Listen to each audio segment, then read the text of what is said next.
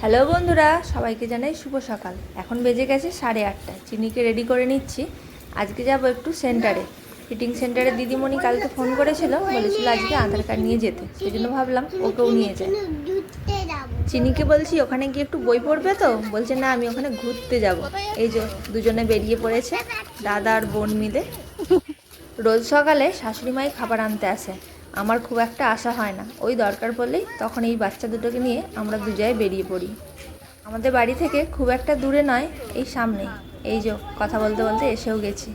এই হচ্ছে আমাদের মধ্যরঙ্গের প্রাইমারি স্কুল, আর সাথে ফিটিং সেন্টার। আমাদেরকে ভেতরে গিয়ে বসতে বললো। ভেতরে ঢুকে দেখি বাচ্চারা কী সুন্দর প্রদর্শনী করেছে। এখানে দেখো একটা কী সুন্দর ছোট্ট ওয়ার্ড্রপ বানিয়েছে, আর ভিতরে লকার ডয়ার সব বানিয়েছে। আর এই একটা লণ্ঠন খুব সুন্দর বানিয়েছে, পতাকা। এই সবগুলো দেখে আমারও স্কুল জীবনের কথাগুলো সব মনে পড়ে যাচ্ছে। এই একটা খুব সুন্দর বানিয়েছে, বাঁশ দিয়ে ফুলদানি বানিয়েছে।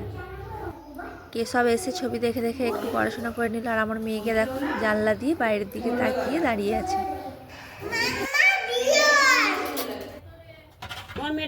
কাজ মিটিয়েতে এই কাকিমা আমাদেরকে গরম গরম খিচুড়ি দিয়ে দিচ্ছে। সন্টু, তুমি দোল করছো? ওই কবিতাটা একটু বলো, দোল দোল দুলনিটা বলো, জোরে বলো, শুনতে পাচ্ছি না।